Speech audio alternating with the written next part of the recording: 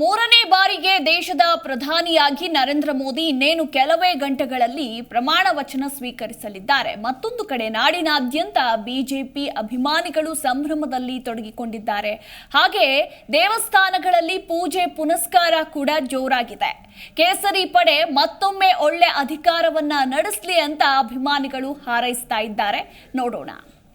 ನರೇಂದ್ರ ಮೋದಿ ಅವರು ಮೂರನೇ ಬಾರಿ ಪ್ರಧಾನಮಂತ್ರಿ ಆಗ್ತಿರೋ ಇದು ಇಡೀ ದೇಶವಾಸಿಗಳಿಗೆ ಒಂದು ಹೆಮ್ಮೆಯ ವಿಷಯ. ಇನ್ನೂ ಹೆಚ್ಚಿನ ಒಂದು ಇದರಲ್ಲಿ ಅವರು ಎಲ್ಲ ಡೆವಲಪ್ಮೆಂಟ್ ಮಾಡಬೇಕು. ಯಾರೇ ನಿರುದ್ಯೋಗಿಗಳಿದಾರೆ ಅವರಿಗೆಲ್ಲ ಒಂದು ವ್ಯವಸಾಯ ಕಲ್ಪಿಸಿಕೊಡ್ಬೇಕು. ಇನ್ನೂ ಹೆಚ್ಚಿನ ಒಂದು ಇದರಲ್ಲಿ ಎಲ್ಲ ಸುಧಾರಣೆ ಮಾಡಬೇಕಂತ ಕೇಳ್ಕೊತೀವಿ. ರೈತರು ಬೆಳೆದಂಥ ಬೆಳೆಗಳು ಸರಿಯಾಗಿ ಪ್ರಮಾಣದಲ್ಲಿ ಅವರಿಗೆ ವ್ಯವಸ್ಥೆ ಆಗಬೇಕು. ಆಮೇಲೆ ರಾಜ್ಯದಲ್ಲಿ ಭ್ರಷ್ಟರ ನಿರ್ಮೂಲನೆ ಆಗಬೇಕು. ಆಮೇಲೆ ರೈತರ ಬೆಳೆದಂಥ ಬೆಲೆ ಅವ್ರಿಗೆ ಸರಿಯಾಗಿ ಅಮೌಂಟ್ ಸಿಗ್ತಾ ಇಲ್ಲ. ಆಮೇಲೆ ನಿರುದ್ಯೋಗಿಗಳಿಗೆ ಎಲ್ಲ ನಿರುದ್ಯೋಗಿಗಳು ಸಿಗಬೇಕು. ಆಮೇಲೆ ಯಾರು ಆಗಬೇಕು. ಆಮೇಲೆ ಪಾಕಿಸ್ತಾನ ಅಥವಾ ಚೈನಾದವರು ಅಥವಾ ನಮ್ಮ ಮೇಲೆ ಯಾವುದೇ ಥರದ ಆತಂಕವಾದಿಗಳು ಇವರು ಒಳಗೆ ಬರ್ತಿದ್ದಾರೆ. ಅವ್ರನ್ನ ನಿರ್ಮೂಲನೆ ಮಾಡಬೇಕು, ಅಲ್ಲೇ ತಡೆಗಟ್ಟಬೇಕು ಅವ್ರನ್ನ. ಆಮೇಲೆ ರಾಜ್ಯದಲ್ಲಿ ಬೆಲೆ ಏರಿಕೆ ಅಂತೂ ನಿಲುಕಲಾದಂಥ ರೇಟ್ ಹೋಗೈತಿ. ಬಡವ್ರ ಮಂದಿ ಅಂತೂ ತುಂಬ ಬಡವರಾಗಿದ್ದಾರೆ. ಅದನ್ನು ಸಮವಾಗಿ ಮಾಡಬೇಕು. ಆಮೇಲೆ ರಕ್ಷಣೆ ಇದರಲ್ಲಿ ಮಿಲಿಟರಿಯಲ್ಲಿ ಇನ್ನೂ ಹೆಚ್ಚಿನ ಅವರಿಗೆ ಆದ್ಯತೆ ಕೊಡಬೇಕು. ನಾವು ಸೇಫ್ ಆಗಿರಬೇಕು. ಆಮೇಲೆ ಹಿಂದುತ್ವ ಹೆಚ್ಚಿ ಬೆಳಿಬೇಕು. ಬಡತನ ರಾಜ್ಯದಲ್ಲಿ ನೂತನ NDA ಸರ್ಕಾರ ಇವತ್ತು ಪ್ರಮಾಣ ವಚನ ಸ್ವೀಕರಿಸಲಿದೆ. ಆ ಸರ್ಕಾರಕ್ಕೆ ಯಾವುದೇ ಕಂಟಕ ಆಗಬಾರ್ದು, ಯಾವುದೇ ವಿಘ್ನಗಳು ಆಗಬಾರ್ದು ಮತ್ತು ಒಳ್ಳೆಯ ಸರ್ಕಾರ ನಡೆಸಲಿ ಮೋದಿಯವರು ಅಂತ ಹೇಳ್ತಾ ಇವತ್ತು ನಮ್ಮ ದಕ್ಷಿಣೇಶ್ವರಿ ಅಂತ ಐಶ್ವರ್ಯವಾದಂಥ ಈಶ್ವರ ದೇವಸ್ಥಾನದಲ್ಲಿ, ನಂದೇಶ್ವರಿ ಈಶ್ವರ ದೇವಸ್ಥಾನದಲ್ಲಿ ನಾವು ಇವತ್ತು ಹಾಲಿನ ಅಭಿಷೇಕ ಪಂಚಾಮೃತ ನಾವು ಇವತ್ತಿನ ಅಭಿಷೇಕವನ್ನು ನಾವು ಮಾಡ್ತಾ ಇದ್ದೀವಿ.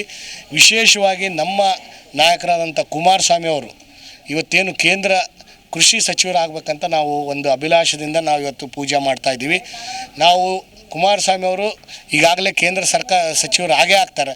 ಆದರೆ ಅವರು ಇಸ್ರೇಲಿಗೆ ಹೋಗಿ ರೈತರು ಕಂಡ ಅಪ್ರತಿಮ ನಾಯಕ, ಅಜಾತಶತ್ರು, ವಿಶ್ವಗುರು, ಭಾರತವನ್ನು ಮಾಡಬೇಕಂತ ಮಹಾದಾಸೆ ಹಿಡ್ಕೊಂಡಿರ್ತಕ್ಕಂತಹ ಪ್ರಧಾನಮಂತ್ರಿಯಲ್ಲಿ ನಮ್ಮ ನರೇಂದ್ರ ಮೋದಿಜಿಯ ಬಗ್ಗೆ ಹೇಳೋಕ್ಕೆ ನಮಗೆ ಸಮಯನೇ ಸಾಗಲ್ಲ.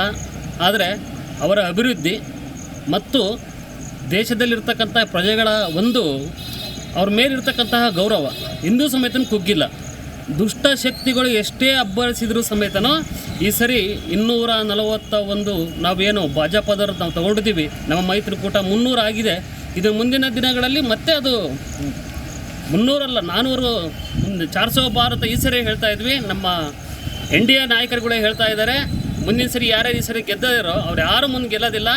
ಮುಂದಿನ ಸರಿ ನಾವು ಒಂದು 400 ಬಾರ್ ನಾವು ಮಾಡೇ ಮಾಡ್ತೇವೆ ಅಂತಕ್ಕಂಥ ಒಂದು ಅಭಿಲಾಷೆ ಇದೆ. ಮೋದಿಜಿಯವರಿಗೆ ತುಂಬು ಹೃದಯದ ಧನ್ಯವಾದಗಳನ್ನು ನಾವು ಸಮಗ್ರ ಭಾರತೀಯರು ಹೃದಯಪೂರ್ವಕವಾಗಿ ಹೇಳ್ತಾ ಇದ್ದಾರೆ. ಇದರಲ್ಲಿ ಯುವಕರು ಹಾಗೂ ನಮ್ಮ ಮಹಿಳಾ ಶಕ್ತಿ ತುಂಬ ಕೈ ಜೋಡಿಸಿದೆ ಅಂತಕ್ಕಂಥದ್ದು ನಾನು ಹೇಳಕ್ಕೆ ಇಷ್ಟಪಡ್ತೀನಿ. ತುಂಬ ಖುಷಿ ಆಗ್ತಿದೆ. ನಮ್ಮ ಮೆಚ್ಚಿನ ನಾಯಕರಾದ ನರೇಂದ್ರ ಮೋದಿ ಅವರು 3ನೇ ಬಾರಿ ಪ್ರಮಾಣ ವಚನ ಸ್ವೀಕರಿಸುತ್ತಿದ್ದಾರೆ. ಈ ದೇಶದ ಪ್ರಧಾನಿಯಾಗಿ ಈ ಮುಂದೆ ಬರೋ ದಿನಗಳಲ್ಲಿ ನರೇಂದ್ರ ಮೋದಿ ಒಂದೇ ನಮ್ಮ ಗುರಿ. ನಮ್ಮ ದೇಶ ಉನ್ನತ ಸ್ಥಾನಕ್ಕೆ ಕರ್ಕೊಂಡು ಹೋಗ್ಬೇಕಂದ್ರೆ ನರೇಂದ್ರ ಮೋದಿ ಅವ್ರ ಕೈಯಿಂದ ಒಂದೇ ಸಾಧ್ಯ ಅಂತ ತಿಳ್ಕೊಂಡು ನಮ್ಮ ದೇಶದ ಎಲ್ಲ ಮತ ಬಾಂಧವರು ನಮ್ಮ ನರೇಂದ್ರ ಮೋದಿ ಅವರಿಗೆ ಈ ದಿನ ಪ್ರಧಾನಿಯಾಗಿ ಮಾಡ್ತಾ ಇದ್ದಾರೆ. ಏನಿಲ್ಲ, ಈ ಮುಂದೆ ಬರೋ ದಿನಗಳಲ್ಲಿ ಈಗ ಇಡೀ ನಮ್ಮ ವಿಶ್ವದಲ್ಲೇ ಅತಿ ಅಭಿವೃದ್ಧಿಗೊಳ್ಳುವ ದೇಶ ಅಂದರೆ ನಮ್ಮ ಭಾರತ ದೇಶ. ಇದು ನಮಗೆ ಕನಸು ಕಾಣಂಗೆ ಮಾಡದ್ದೇ ನಮ್ಮ ದೇಶದ ಪ್ರಧಾನಿ ನರೇಂದ್ರ ಮೋದಿ ಅವರು. ಈ ಕನಸು ಕೂಡ ನಾವು ಕಾಣೋಕ್ಕೆ ಸಾಧ್ಯ ಇರಲಿಲ್ಲ. ಇದೇ ಥರ ನಮ್ಮ ಕಾಂಗ್ರೆಸ್ ಸರ್ಕಾರ ಏನಾದ್ರು ಅಧಿಕಾರದಲ್ಲಿ ಇದ್ದಿದ್ರೆ ಈ ಕನಸು ಕೂಡ ನಮ್ಮ ಕಾಣೋಕ್ಕೆ ಸಾಧ್ಯ ಆಗ್ತಿರಲಿಲ್ಲ. ದೇಶಕ್ಕೆ 10 ವರ್ಷ ಆಡಳಿತ ಮಾಡಿದ್ದಾರೆ. ತೃಪ್ತಿ ಇದೆಯಾ? ಮುಂದೆ ಯಾವ ರೀತಿ ಮಾಡ್ಬೇಕಂತ ನಿರೀಕ್ಷೆ? ಈ ದಿನ ನಮ್ಮ ಯುವಕರಾಗಲಿ ಹೆಣ್ಮಕ್ಳಾಗಲಿ ಈ ದಿನ ಜಿ ಕನ್ನಡ ನ್ಯೂಸ್ ಈಗ ನಿಮ್ಮ ಮನೆಯಲ್ಲೇ ನೋಡಿ. ಎಲ್ಲ ಕೇಬಲ್ಗಳಲ್ಲಿ ಈಗ ಲಭ್ಯ.